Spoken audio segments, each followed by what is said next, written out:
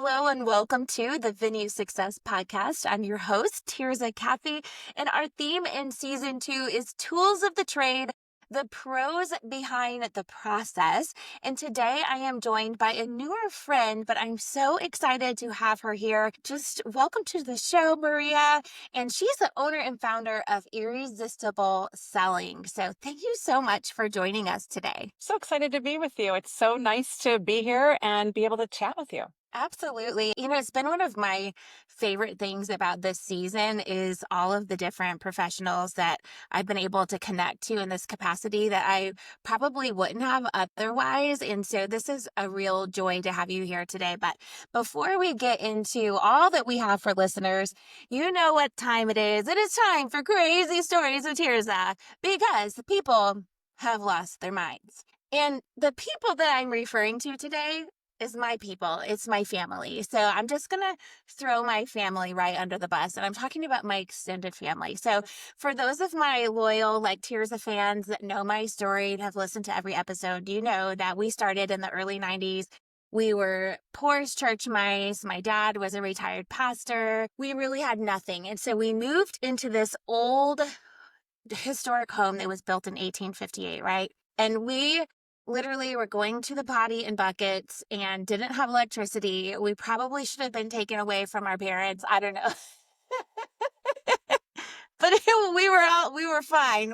We were fine. But anyway, it was not ideal living conditions, but that's kind of where we started. And I think a lot of people in the venue space can maybe not relate specifically to going potty in a bucket, but starting in very meager circumstances and people that maybe had a family farm that they renovated or something like that. It's a different thing than photographers and planners and DJs, right? It's like these people that have these legacy properties, right? Anyway, nonetheless, we start this wedding business in the early 90s and we really didn't know what we were doing. And it grew. We were right in the cusp of when barns were new and wonderful and the most fantastic trend ever, right? And so it grew faster than what our infrastructure was ready for. And so the reason why I'm sharing this story is I was telling Maria before we clicked record, we are literally in Charlotte in a flash flood warning, get to high ground situation. I'm safe, all is well. But I've been joking that we're going to start a rafting club in our backyard. There's literally a river through our backyard. Anyway, so I'm we're going to tell a rain story today. So basically, we have this wedding. We have a very small parking lot, way too small. Common mistake that venue owners make, right? And we have this wedding of 200 people. And there is no earthly way that we have enough parking for them. So we have 6 acres. It's not even a big plot of land. And we've got tons of grass. So my mom is like, oh my gosh, we're fine. She's telling the client, we're fine. We have this big field. We're just going to park everyone in the field. That was the big plan. But then this terrible storm, and it had been raining and raining and raining. So they decided that it'd be a great idea for all of us 16 and 17-year-olds to be valet. And we've never done valet before. We all had just kind of gotten our driver's license. We were all very young. So we're parking all of these cars in this field that is getting wetter and wetter and wetter. Anyway, you could just imagine what's happening. At the end of this event, we're 6, 7 hours in. We're watching these cars, no exaggeration, sink into the ground. It was so wet because the parking lot was kind of on the slope. So the ones up at the top were fine, but the lower you got into the field, they were sinking into the ground. At the end of the night, thankfully, here's one good thing about drunk people. For the most part, they're pretty funny. And they were, for the most part, no one got very mad. But we were pushing out probably 20 to 30 cars, trying to push them out of deep, deep holes. And we were covered, when you're standing behind a car pushing it and they're revving the gas and the dirt is just coming up like that. This is us, head to toe, covered in dirt. The end of the wedding, there was tons of cars that we couldn't even get out. They were so stuck in the mud. Oh, anyway, there's my monsoon story for you. But that could have ended so poorly. It was the right client that wasn't, they were a good sport. They knew that we were a newer venue. But I think here, listen, I like to always wrap things up with a lesson here. The lesson is, and I think that this is a very a neglected part of just the infrastructure of building a venue.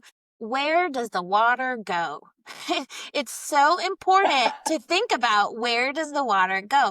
Because a lot of venues, again, there may be legacy properties where it hasn't been a big deal, but it's like, where are people walking? Do they have to go through this really low spot that could potentially be flooded when you're having a big rainstorm? So this is my loving reminder to listeners to, if you're building your venue right now, to have someone out to, and there's professional, wonderful companies that do this for a living, that come out and they've got these wonderful tools that they can find all the low spots on your property. And you could be more prepared than my crazy family was in the early 90s. So there's my story for you. I thought you were going to tell me that the cars started rolling away. No, they did not. They just sunk straight into the ground. I guess that's the one benefit. I mean, if it would have really rained so hard that they kind of floated away, there would probably have been bigger problems to be had. But anyway, there you have it. Yeah.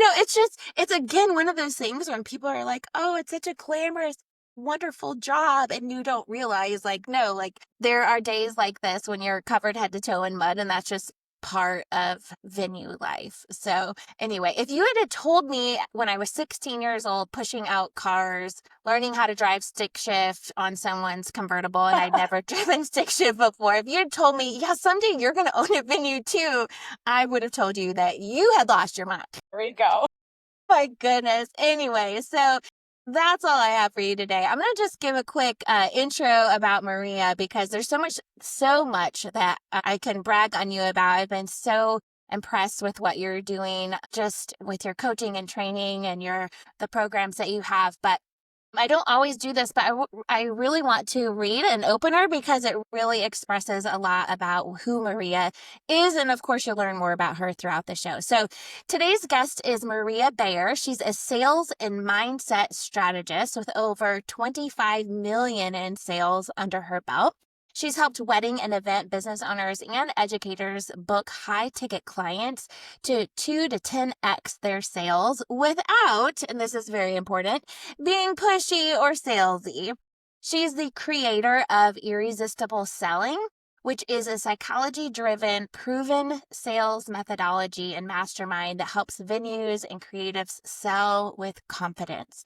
So without, we all know that we don't love having to chase clients or discount our value, right? When you over discount, that definitely could happen. And so she really is passionate about teaching you how to do this well. So if you've ever wondered, how do I stand out in a crowded market? We talk about that a lot in our show. If you want to raise your rates without fear or lead sales conversions that actually convert, today is the show for you, my friends. This is going to be your mini masterclass, your free training today. We're going to lay so much out for you.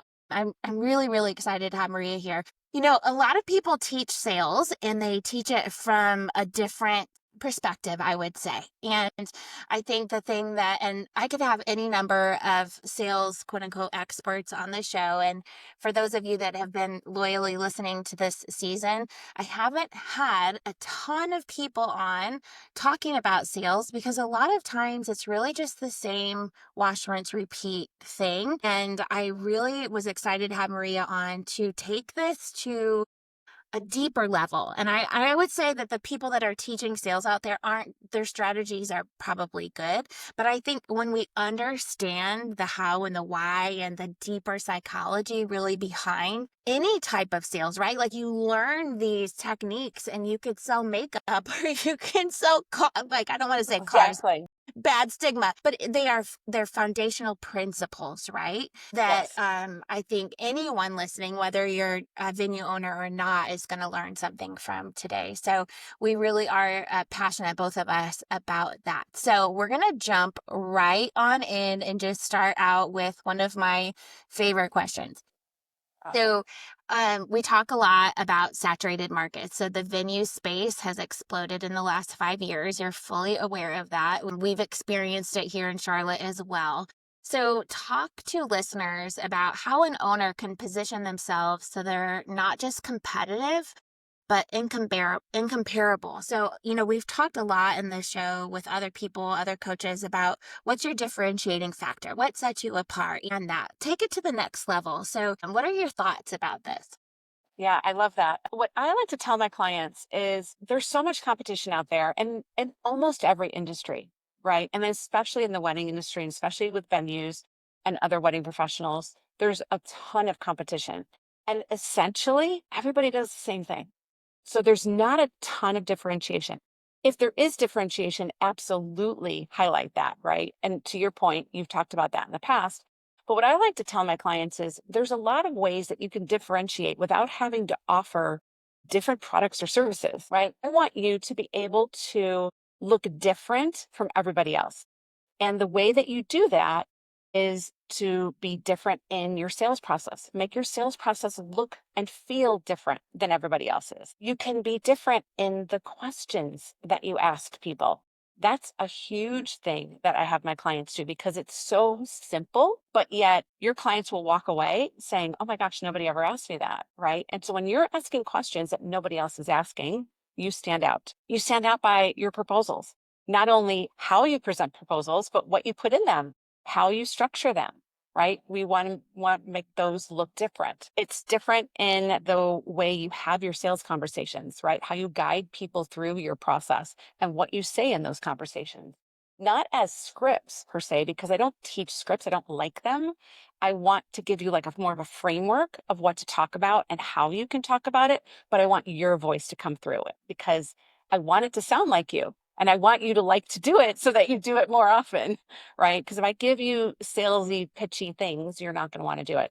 You also stand out in your mindset and your confidence level because mindset and confidence really almost trump everything else. So I want those to be really, really strong and not working against you. And so at the end of the day, what I want is for your clients to say, this isn't apples to apples. This is apples to like a 5-star Michelin experience. I don't want them to be able to compare you because when you compare, this is how people make decisions and why the psychology aspect is so important to understand because you have to put yourself in your client's shoes and understand how they're making that decision.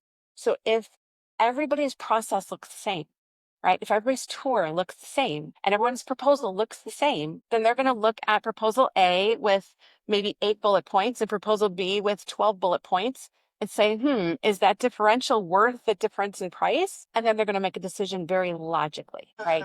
I want your client to make a decision emotionally because that's how they make decisions. Most people don't touch their emotions. And we'll get into that, I'm sure. But I want everything to look and feel different because in today's market, people are inundated with data, right? There's too much data and they're not making decisions off of more data.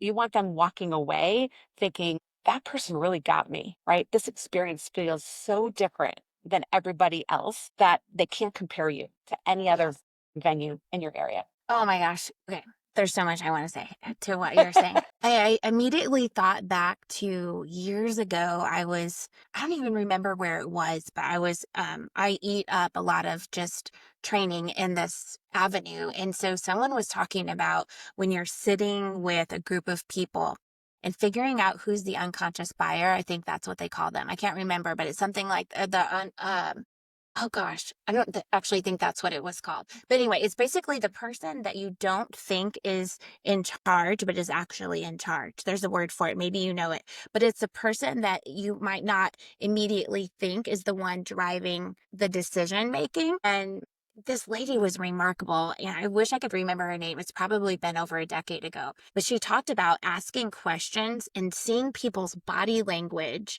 to see, you ask a question, who do they look to? Like, Exactly. and like they even talked about people like that cross their legs and the direction in which they cross their legs and like special seats that you put in your sales room and seeing who sits in the best seats.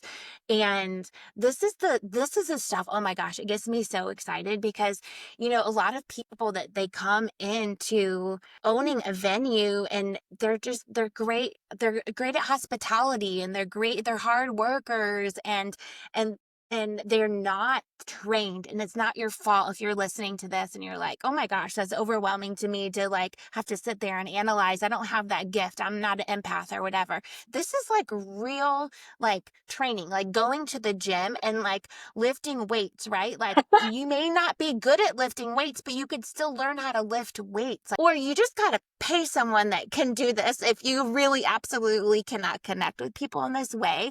But I love that you said that make the sales process different. It's not just about making your barn look different than the barn up the street that copied your blueprint and really is like almost a carbon copy. How do you differentiate? You be the differentiating factor. Oh my Yes. gosh, I Yes. love that so very much. But in every buying situation, there is someone that's really the deciding factor. It's not always just like most of the time, it's not this equal group decision.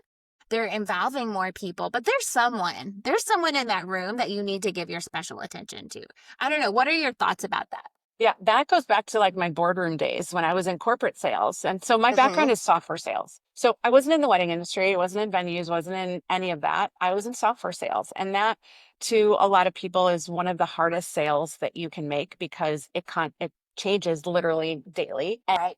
buyers are Fortune 500 companies. Like I sold to 3M and Hyatt and Best Buy and all of them. And you better believe that they are really good at beating up salespeople. And you Mm-hmm. better believe that they're really savvy to get the best price. So you have to be good to be in that industry.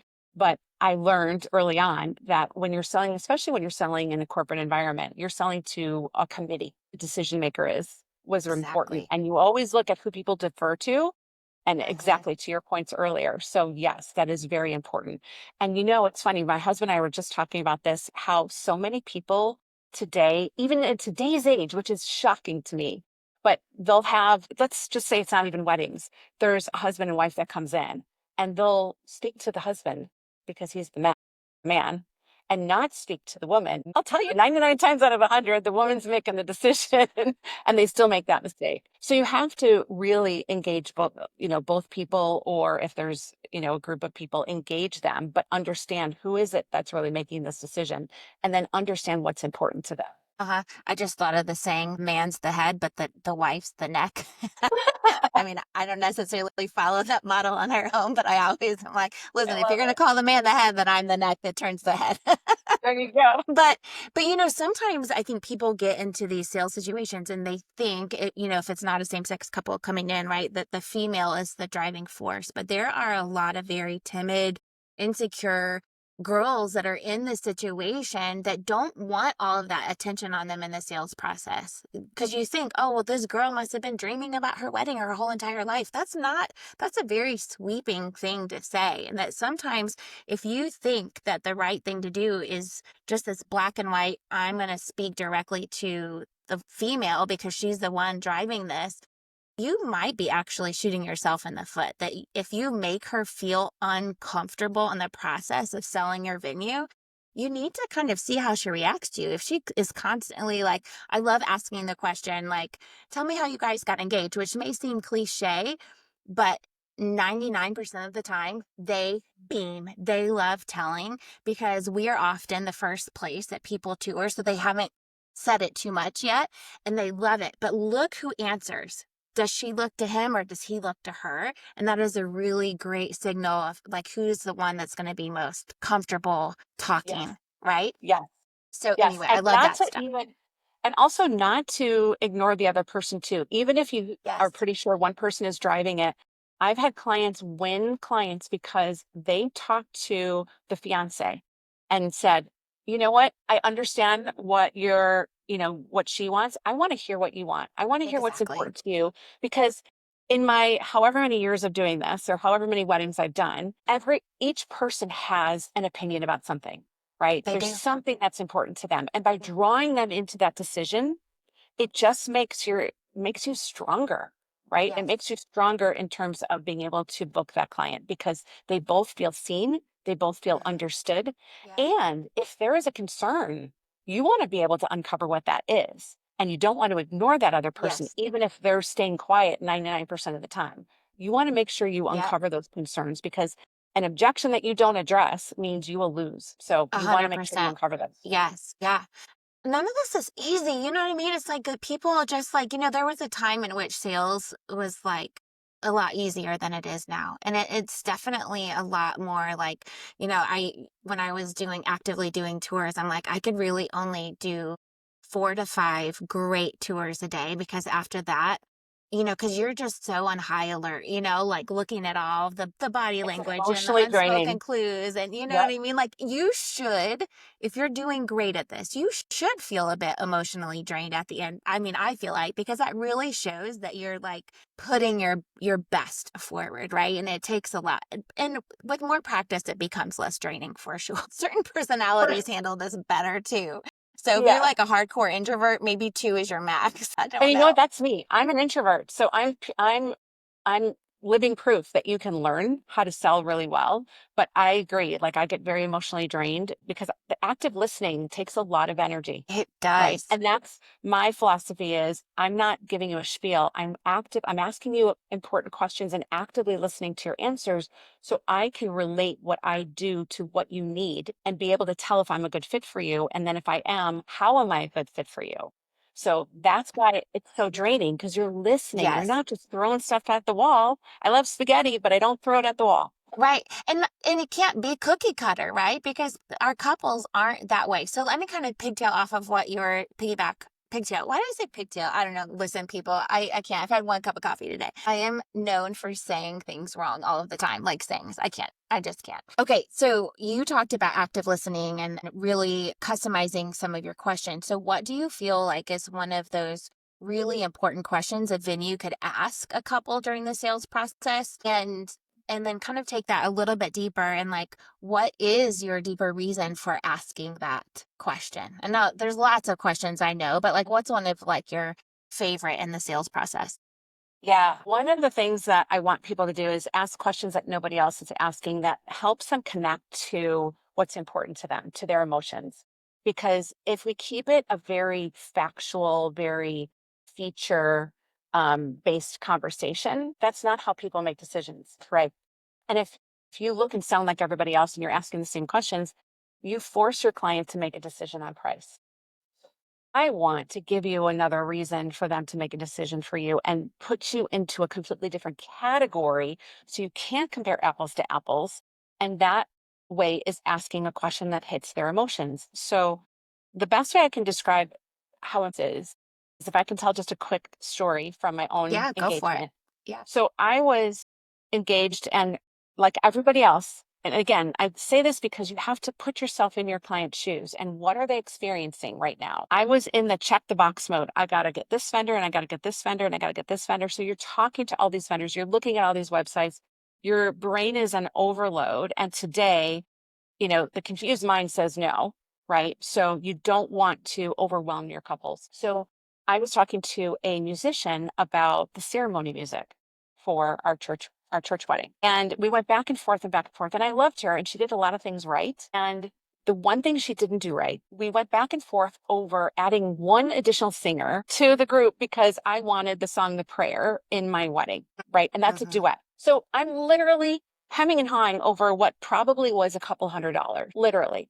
But this is the mindset that your clients get in. They're in the check the box logical mode. So we went back and forth. Had she asked me one question, one simple question, it would have gotten me out of my logical brain and it would have helped me connect with what was important to me. And she should have asked, why is a ceremony important to you? And then it would have stopped me because A, nobody's asked me that question. But B, I would have said, well, it's the most important part of my day. And she could have asked why. And I would have said, because my father, who I've always dreamt of walking me down the aisle, had a triple bypass last year. And we literally didn't know if he was going to make it to the ceremony. And all I had dreamt of since I was a little girl was that whole experience of being arm in arm with my father, the church doors opening, like the trumpets blaring, everybody standing up and turning around to look at us, and me looking at my fiance down the aisle. That's all I wanted. Had she asked me that question, it would have been, I don't care how much it is, add it to my bill. Mm-hmm.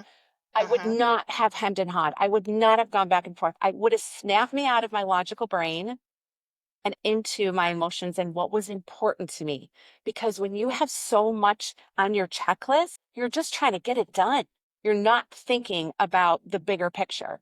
And to me, the bigger picture was I want that memory experience, because if my dad makes it, and God willing, he will, and he did, I want that experience. And today, it still chokes me up because it's the most important memory I have from my wedding. And you cannot put a price tag on those kinds of memories. And that's how people pay multiples for you than they will for anybody else. So that is why you ask them, what is important to you about your wedding? Like, what's the most important part about your wedding? You can massage that, you can make it however you want, but I want you to ask that, some form of that question, and then ask, why is that important to you? I want you to peel back the layers and understand what is important to you, because I don't care if you have really similar clients, they're not all the same and they don't all care about the exact same thing. But if you take the time to ask them a question nobody else is asking and truly take the time to understand and get them, then you can mirror back to them what's important and you can paint that picture of what their wedding will be like, experiencing that emotion that they want to experience. You won. You not only won, but you won at a much higher price point, because my clients charge multiples of what their competitors charge. That's the value of hitting their emotions and understanding what is important to you and why, because they're so in that logical mindset. You know, people all make decisions emotionally and justify them rationally, and they will pay far more for emotional benefits than logical benefits. And so that's why I want to get people out of that bullet point, proposal mentality and into, let's have your client walk away understanding and knowing this person gets me. Yes. Yes. Because Differentiate you. people buy from those that they know, like, and trust, right? They want to feel that they've made a connection with you. And Yes. we do this exact same thing because we do a pre-tour survey. And so it's not too long. Every single question is very strategic. What you just said is our very last question. What are your top 3 most important priorities in the wedding planning process? So then I could kind of see, okay, they said food. Well, a lot of people would probably say food, but why food? So I could prepare. How am I going to ask them a question about why food is important when we're sitting down with them? Well, this actually just happened I don't know, this last year. I think they said food and they came in and we asked a follow-up question with that. The fiance was like a 5-star chef somewhere. And so we wouldn't have known. So I asked that question and we were able to really make that a huge priority and set up a special tasting for them, maybe do some things that were off menu, and really, like, would other venues have done that? If they hadn't asked Mm-mm. that question, would they have known that food was important? You ask why food is important. That's the kicker. Why? Okay, cool, food. Yeah, we have great food. That's what most people would do. They'd end right there. Well, here's our Exactly. menu. Look at what we have. No, why is food important to you? Well, my fiance's a chef. He's worked in New York City with some of the top restaurants. How do we connect with that person, right? That he's not going to just get generic catered food coming out of the kitchen? And so I'm so glad that you said this. And it's not like, to us, we're like, this isn't rocket science, but Right. I guarantee 90% of people that would hear food's a priority would just show a menu and talk too much and oh, this is my favorite thing on our menu. And you're just yapping instead of hearing Yeah. why that's important to them. Love it so very, very much. This little tweak, right? This little tweak of thinking strategically about not just the questions, but why you ask the questions and the follow up and the active listening right here, 10x. Right? Totally transform your tours right there. We get in the podcast now, but we're not. All right, let's You keep will going. you will win clients just from that thing alone. 100%. Once you. 100%. I tell you, and you tell listeners from real life experience doing that, right? Mhm. Because a lot of venues, let me tell you, they're not investing. And as a coach, I could tell you this. There's people, and Marie and I were kind of joking about this, the first time we met, the lack of understanding on how important it is to have a sales coach in your back pocket. Yes. People don't understand how very important it is to have someone teach strategic sales and how it could literally transform your business. So I was telling someone this week they were talking about how all these venues are closing. And I had commented in a Facebook group and I'm like, I firmly believe that most of these venues that are closing wouldn't have had to. They're beautiful venues that just did not invest in getting people to help them learn how to sell, Yes. right? If that's a soapbox that I have, that was one of them, because I'm in other groups that I see people like suffering, like going out of business, saying my sales are a third of what they were previously. I'm doing all the same things, but it's not working. Sales is something everybody needs to learn, whether you have a business or not. Everything that I Hmm. teach, I personally use to get raises in my corporate life. I use them in my job interviews. I've had my clients use them in other areas. I had one girl say, I've been using this in my dating life. And then she got engaged and now she's got like 3 kids. So it works in all areas of your life. And it's such an important skill set. And like I said before, I'm an introvert. So I am living proof that you do not have to be salesy. You can learn it. You do not have to be that natural born salesperson. It's great if you are because it just comes naturally to you. But for those of us that it doesn't, for me, I do it in a way that just helps me listen and connect with people because that's my superpower is really that connection with somebody, not the orchestrated spiel, because that to me is like acting and that is not me at all. I'm if nothing, if not transparent and very Yes, authentic. right.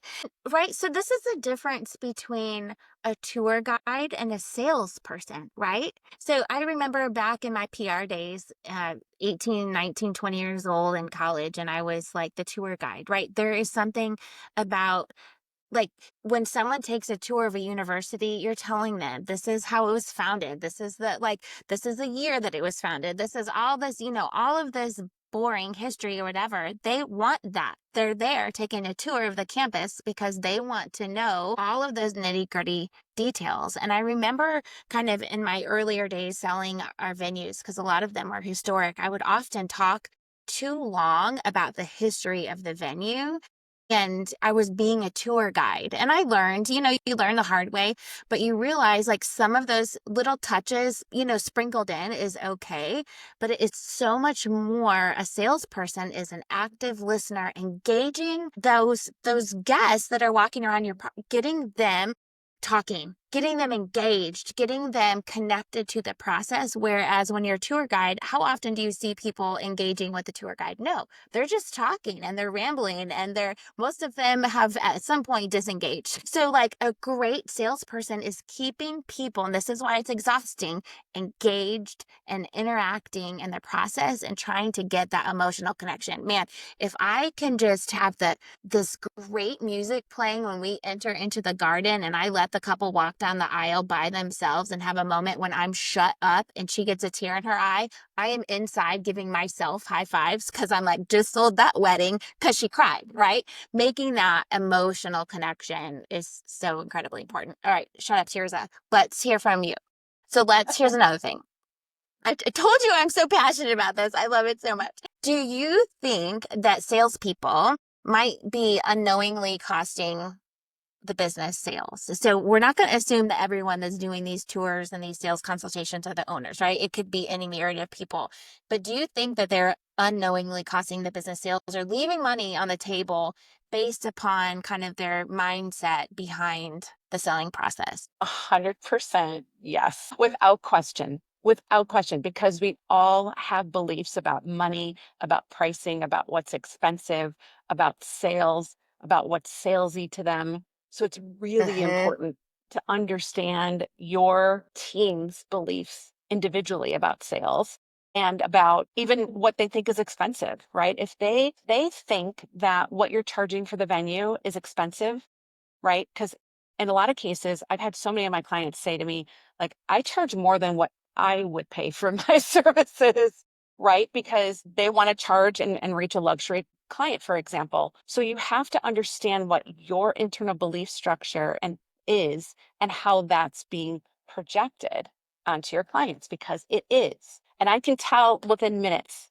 what someone's beliefs about money and sales and all of that is when I talk to a salesperson. I can tell immediately. I mean, obviously, because I do this for a living, so I always look at everything with that Mm-hmm. lens, but Mm-hmm. I can tell by what they talk about the words that they use, right? If they use like expensive or cost or things that there are better words for, right? Mm-hmm. Or if they focus on discounts or if they focus on, we offer this, but, and then they go into whatever it is, right? Because they're projecting their beliefs about what they think is expensive. And Right.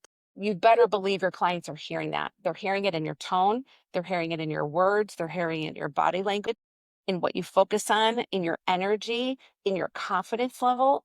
They're seeing all of that. So mindset and confidence are so inextricably linked, but it's probably the two most important things you have as a salesperson. And so I want my clients to not only know what their mindset is, but if it doesn't support what they're selling, I need them to start shifting that so that they can free to sell, right? Because so many people believe that selling is slimy or selling is whatever. And I was one of those people. Like I self-sabotaged. And that's again why you need to understand psychology, is because if you have a belief, for example, like I did, that selling was slimy and I didn't want people to think that I didn't have integrity, I self-sabotaged. So my sales when Mm-hmm. I first went into software was up 1 month, down the next, up 1 month, down the next. And I couldn't understand why. And I had this epiphany one day when I was driving and I was like, oh my God, I still feel sales is slimy. And thank God I had a manager at the time that sat me down and he said, Maria, you don't have to sell like all the other guys here. And I worked with a lot of men, right? Very stupid, stereotypical. He's like, your strength is connecting with people. Your strength is the one-on-one. Sell in a way that feels good to you, but there's not just one way to sell. So while there might be other sales, experts out there, they might be really good. They might even sell more than I do, but I have to sell in a way that makes me be able to sleep at night and that feels good and aligned with my integrity. And to me, that's building a relationship and not having a spiel, but having that conversation, because I feel that a salesperson's job is to understand what you need, understand and tell if I'm a good fit for you. And if I'm not, tell you that. And if I am, tell you why I'm a good fit for that. That to me is a salesperson's role, because they're coming to you because they have something they need from you. But you don't want to sell everybody. You want to sell the people that are a good fit that will refer you, right? That's at least the Yes. way I teach it. Yes. So to me, it's a conversation. It's not a spiel. Yes. And I love what you just said. The goal isn't to sell every single person, because if you are trying to sell to every single person, you don't know who your ideal client is. Not everyone that walks in your door is your ideal client. I mean, to the point what I would look at people's handbags, I would look at the kind of car that they drive. I would look at, not to be judgmental at all, but there's some context clues that we get here. And I'll just be honest, like the country club girls were not my girls. And I just knew right off the bat that they would have expectations that were just not ones that we wanted to meet. And so that's a whole nother conversation of how do you get rid of someone that's not your ideal client. But there are ways, I promise you. Let me just kind of put you on the spot a little bit here, and I'm just curious your thoughts about it. A lot of people in this market, specifically with venues, are getting, and I'm asking you this because it was something that I just actually recently saw in one of the groups, and it had this long chain of comments where people were chatting about it. What do you do in a situation where people come in and they're like, well, you're my first tour. I've got 5, 6 more tours to, venues to go visit. So I'm just not in the point that I can make a decision right now, right? Because we are teaching these people how to, like, strategic questions to ask when you're closing. And it's like, this is the comment that people make that I think that shuts the salespeople down, because they're like, well, I can't keep selling to them because they told me, no, I'm going to visit these other venues. What would be some of your tips to someone in that situation right at the Yeah, end of their tour? that is such an interesting situation. And I have a kind of a different way of approaching it. So I give my clients, I give them strategies that grow with them, right? So if you're at this stage or you're selling to this type of audience at this like price point level, this is what you should do. If you're selling to a higher end couple, this is what you should do. So I give them options, also dependent on their level of sales acumen and their confidence level, right? So when people are starting out, I want them to practice a lot so that they don't feel like they like missed out on this big, wonderful client because they screwed up. Um, but what I like to do, two different things. I feel if you have a really good sales process and you know how to understand what is important to your client, I have had my clients book the very first person, very first person. They were the first person. And I've heard this because I've been doing this for 10 years. I've heard it over and over. we canceled our tours, or not our tours, or our appointments with these other vendors because we loved you so much. We just wanted to go with you. Now that's if you're good. Also, if you're good, one of the other things that you can do is you can say, since you're early on in your process, I want to book this for you when you're out of seeing those others and you're ready to make a decision, because then you'll have all the information you need to make a decision. So I've had my clients tell their potential clients, I'll meet with you after you meet with these other people or these other venues, because then you'll be in a position to make a decision. And we make it fun for our clients to buy. So we, incentivize them, but we do it in a way that's very transparent and meaningful. But I don't want you to like offer up the farm before Exactly. they're even in a position to buy, because I'm not going to offer you anything if you're not in a position to buy like right now. So that's sort of my strategy for those types of situations. I've had clients also tell their potential clients, if they're, let's say they're getting married in a year and a half or 2 years, they'll say, you know what, call me when it gets closer to, because they know it's probably a time waste, but because they're so far away from it and they don't want to do it. And if they're working with me, the prices a year and a half from now are going to be so much more than they are now, that they would have to really bump up that price to take into account the fact that it's going to be a year and a half down the road. Right, right. No, that's so good. And there's so many different tactics to, and I can't say that anyone is necessarily right or wrong. And that's the thing. Like, you're going to have to do this in a way that feels authentic to you, right? Correct. And that I could say something, and my husband and I joke about this all the time. He's like, you and I could say the same exact thing, and it's received so very differently because he's just this big, burly, more intense guy. And I could just like smile and joke and say something really hard to someone, and they're like, oh gosh, you're right. Like, so it is different. I will just say kind of my 2 cents about it too. And I agree with what it is that you're saying. I tend to be in those situations a little bit not uncaring, but detached from them saying yes or no, and just asking those strategic questions. Like, if they haven't told you that they're going to go look at all of these other venues, you're always going to make sure that you're asking for the sale. Like, I love saying, would it make sense for you to hold your date today? Because it's like, no, it doesn't make sense, and it's not very salesy. Like, does it make sense to do that? Well, no, Tirzah, I'm going to see 5 other venues. That's absolutely amazing. The date that we looked at today is a really great date. I'm not sure what it's going to be like in a few weeks, but if you're super flexible with your date, then that's totally fine. Come back to me after you've seen those other 5 venues. But here's what I like to end on, just a little carrot at the end for those types of people. And I don't always do this, to say something like, I know you're looking at a lot of other venues. It's tricky to do that because it's not always apples to apples, but I love, just because we've had such a great connection today, I have something special for you. Please don't feel pressured by it. It's just something fun. But if you, in the next 48 hours, you're thinking and dreaming about walking around this beautiful venue, I mean, I totally see you getting married here. I don't know if you do, but I mean, I saw the look in your eye when you walked down the aisle, right? This is what you're saying. I saw.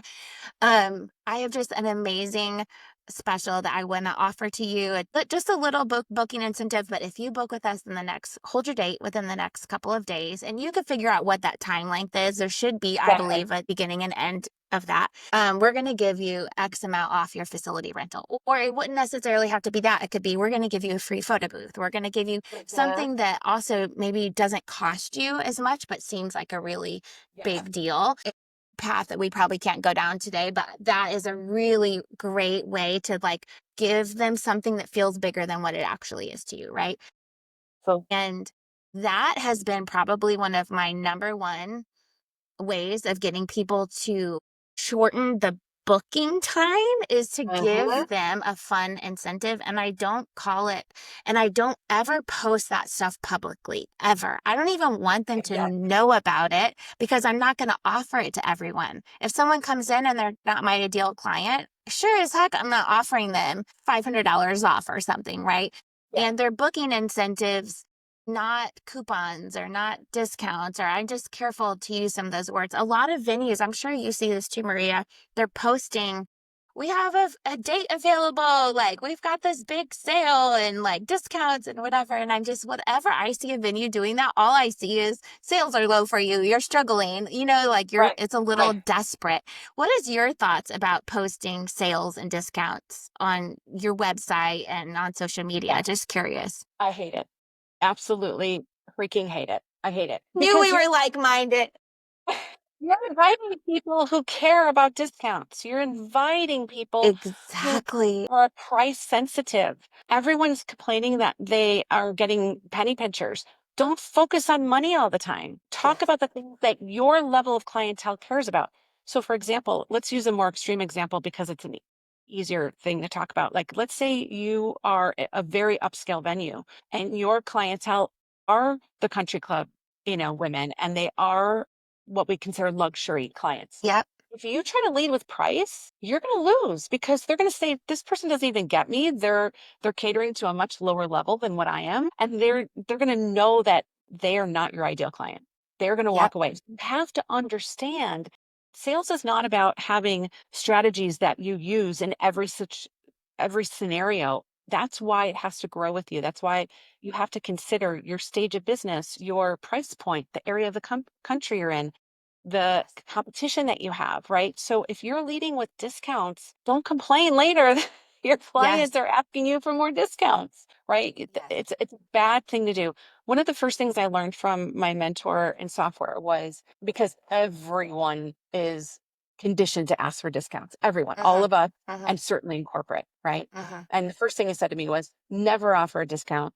Offer something in addition, but never Uh-huh. offer a discount because you're lowering your sales price, right? And if you offer a discount, then what else will you discount, right? So always lead with adding something in, and that's a whole other discussion, Yes. like about what Yes. what could be like high perceived value to them, but low cost to Yes. you. That to me also, when I talk to my clients, I make them customize it to their particular clientele because every person wants something different. So strategically, I move them towards certain things depending on what the client said was important to them. But I love using incentives. That doesn't always work with the luxury industry, right? Right. Because Yep. again, they're Yep. not price focused, but if it's more experiential or if it's more like this increases my status because that's what they care about, then that's something that you can offer. But again, it's more about just understanding your ideal clientele and what's important to them. It may not be $500 off. It might be that you can offer XYZ with your package that makes their life easier, right? Yes. So it Yes. really it takes you really understanding your differentiators and what's important Yes. to your Yeah. clients and how you're different from your competitors, right? So if you're the first person that they're going to see and doing a tour with strategically, I'm going to be pointing out the things in my venue that are very different than the other venues, right? I want to highlight those things. And if you do any kind of pre-tour questionnaire, which I highly recommend people do Yeah. to For sure. qualify, because Yes. qualifying is super important, then you have some things to work with in your tour. You're not starting blind. You're starting with information and knowing what's important to them. So you'll know if you have to sell against this venue that doesn't have food and beverage, for example, right? You'll know what's important to them. So that to me Yes. is also the Yeah. way to win them if you are the very first one. I love it. And I would say, as a piece of homework for listeners, is to sit down, either if you're a solopreneur and you just do this with yourself in a coffee shop somewhere, or sit down with your team, think about what are 5 things that are, like Maria was saying, like not everyone needs that same thing. So if I have a chef coming in, what is it that I could do for that chef that's special? You know what? I'm going to, if you guys decide that we are the place for you, I'm going to do one free pasta appetizer for you guys. This is what I'm going to offer, like something that, because food speaks to him. So offer Yeah. something. And again, be smart. Like, I wouldn't say pick anything off the menu. I'm going to say, I'm going to offer you this pasta appetizer because I know that my profit margins are better for this Right. pasta appetizer, right? So be smart. What are, I'm going to do a complimentary mimosa bar in the bridal suite when you guys come in, if you guys book within the next 2 days or something that, does that cost you a lot of money? Absolutely not. But it seems like I'm going to do a mimosa experience. They love experiences for you. in the bridal suite, and that feels like, oh my gosh, that sounds so Right. fun.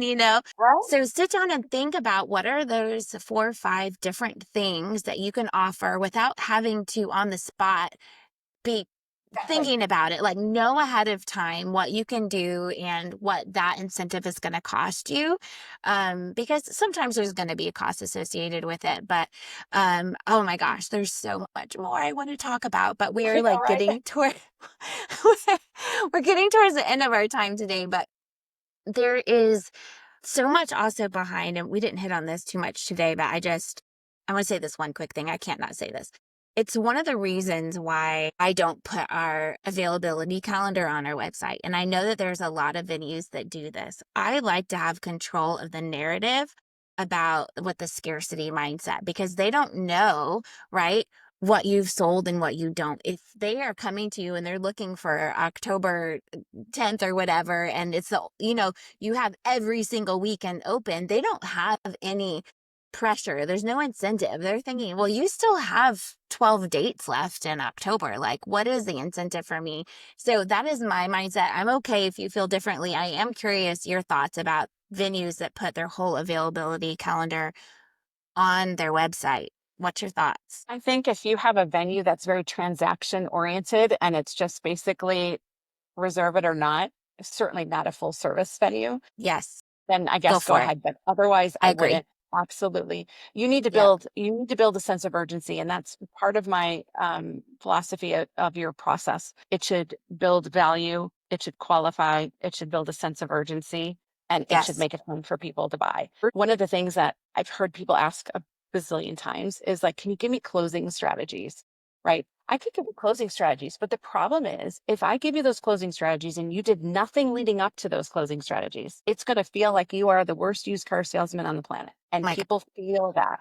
People feel that. In fact, I just had an experience buying my car, not from the salesperson, but from the finance person. Mm, And boy, did he come across as salesy. I read through it in a millisecond, and that is so transparent. So for me, building urgency, especially from a date perspective, tell people on your website, in your email signature, in your inquiry form, we don't hold dates, or we hold dates for 24 hours or whatever.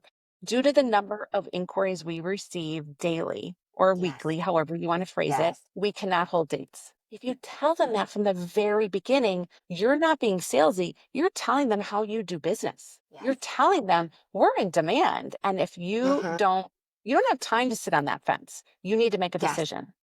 Yes. So when you find ways to build that into your process from the beginning, then it's not salesy. Then it's just teaching them how to work with you.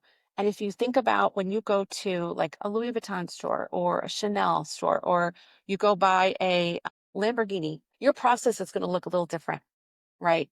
Like, Right. look to those for cues as to how you can like stand out and be different that way, because that's going to be the biggest thing to helping your client say yes fast to you Mm-hmm. than going somewhere else or sitting on the fence indefinitely. And building Yeah. that sense of urgency is such an important piece of it, because they don't know what they don't know. Like when I was getting married, I talked to a band leader that I knew personally, and I said, "Hey, I would love to have you, play at my wedding." She's like, "Oh, I'd love that. When is it?" And I said, "Oh, it's in July, next July." And this was like September beforehand. And she goes, "Oh, I'm so sorry. We book up like over a year in advance." I was like, "My God, I better Yeah. get on the horn then and Yes. find my vendors." I had no Yeah. idea, because I'm not a business owner. Like I didn't know. Mm-hmm. I was just trying to get Yep. vendors for my wedding. I had no idea how fast or slowly they book up. So yeah, I Yeah. don't like the idea of putting it on your website. I do like the idea Yeah. of telling them how to work with you, and that they cannot sit on the fence. Yeah, I love that so much. It's the reason why I built my sales course the way that I did. And I actually want to end with us both talking about a little bit. I'm going to 60 seconds talk a little bit about what I do. And then I really want you to talk about your program, because it's really so very different from what I do. And it's so much, it's a deeper dive for sure. So what you said actually just lays it up perfectly for what it is that I created, which is a course that was meant for very busy probably newer venue owners that just need a high level, like, this is what the process looks like from beginning to end, because it is not just be a good closer. You start from the very beginning with the way that you even price your venue to the way that you communicate with them, just from the initial inquiry.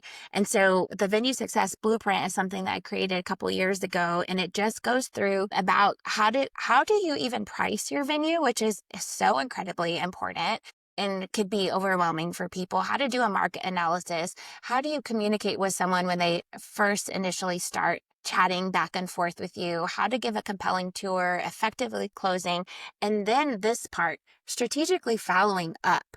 And I feel like a lot of people really drop the ball with that stuff too, because it's like, I always tell people before they leave, hey, just so you know, like, I'm letting them know, hey, I'm going to be following up with you, and this is when I'm going to be following up with you. That way you're not feeling like you're salesy because you already told them that you're going to, and you're just being a person of your word, right? And that's something that I feel like a lot of people drop the ball. And I go into a deep dive in like how to sell the different personality types too, because we talked about that at the beginning. Like, you can't get all super feely with the accountant and the project manager that's coming in. Like, you have to Exactly. adapt. So that's what I do. And I have not even posted this anywhere. So this is just for those few people that have gotten to an hour into our podcast and you're listening.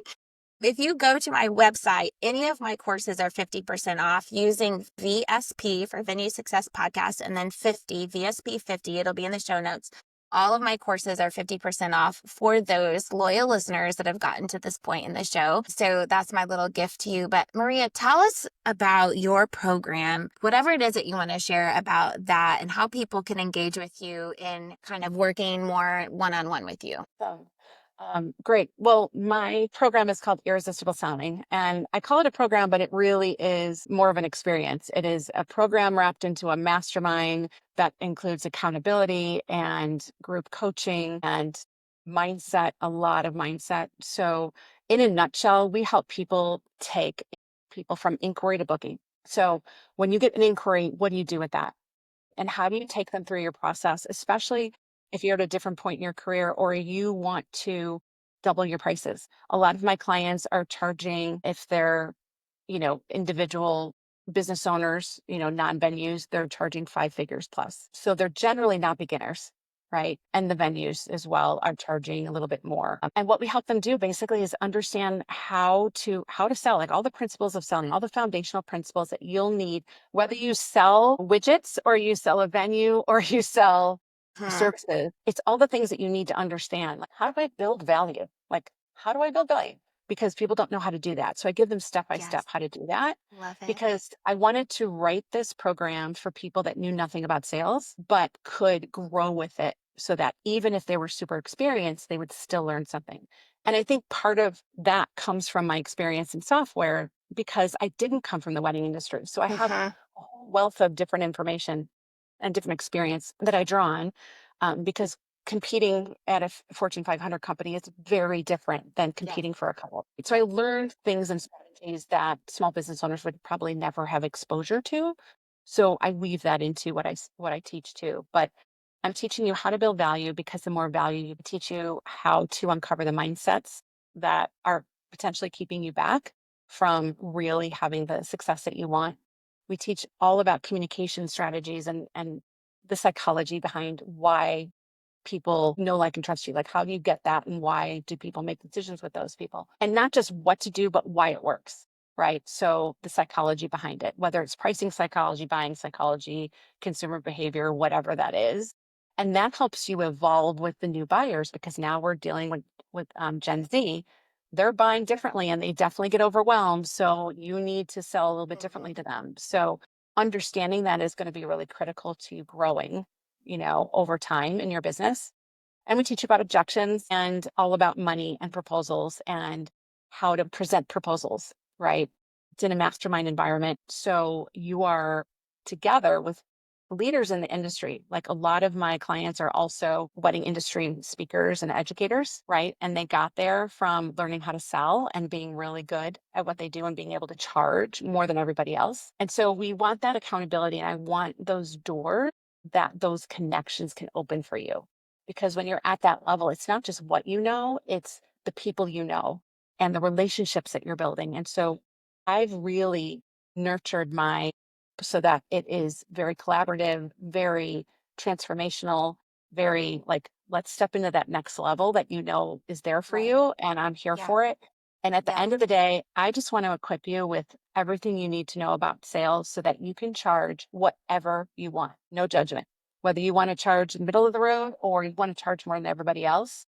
I mean, I've got Hmm. clients that charge six figures. So I want you to be able to charge whatever you want and be able to do it in a way that feels really good. I love that. I love that. And, no matter where you are in the process, I think everyone has something to learn. And, when I transitioned out of selling weddings at my venue when I sold it last April into selling my coaching services, I had to take a second. And it was really interesting because I had a friend tell me, Tirzah, you are totally undervaluing yourself.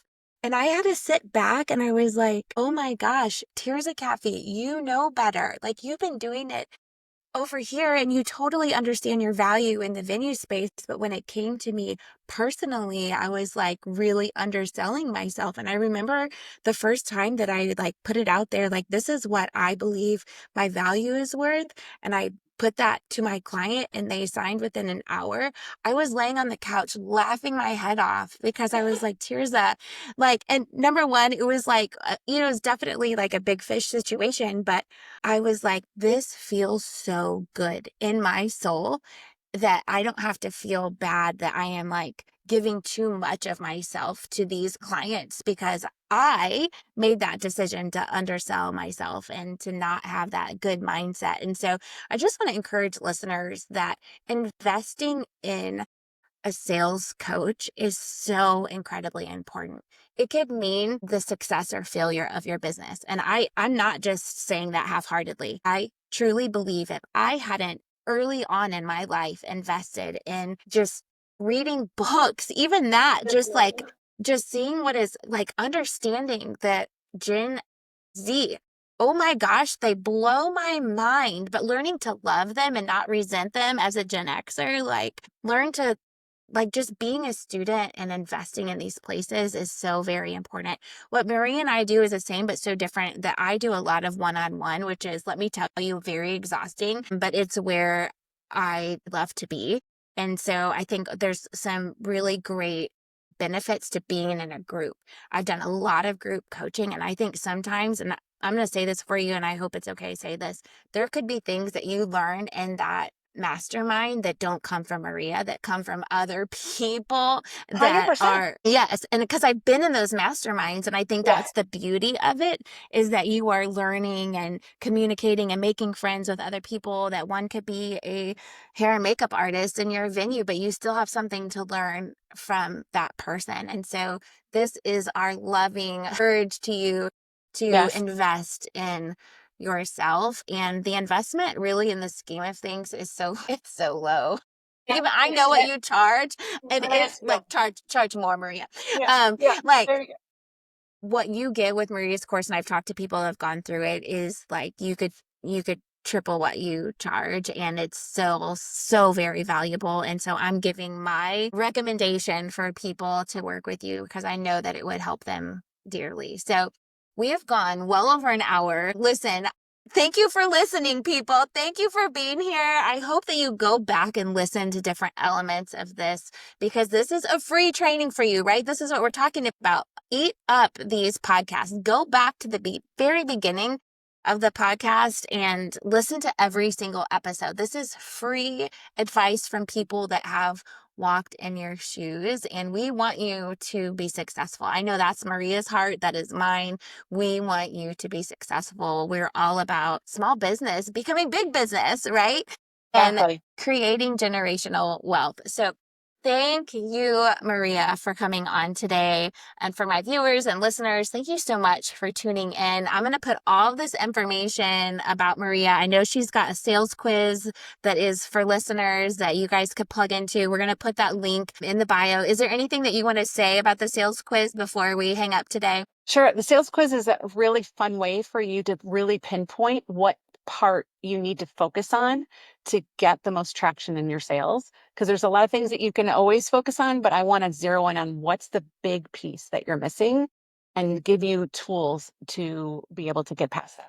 I love that. So we'll Yeah. definitely put that link in our show notes. But again, thank you, listeners, for being here. It has been such a joy having you on, Maria. Like, there's just, Oh, thank you. I say this often and like, there's no time, but it's like, we need to do a series or we just like, there's so much more to say, but we're not going to do that because you're going to go buy our courses and There you go. take it to the next level. We're not going to give you all our secrets on the podcast. I think we gave you a lot though. But have a great day, everyone. Thank you so much for tuning in, and we'll see you the next time on the Venue Success Podcast.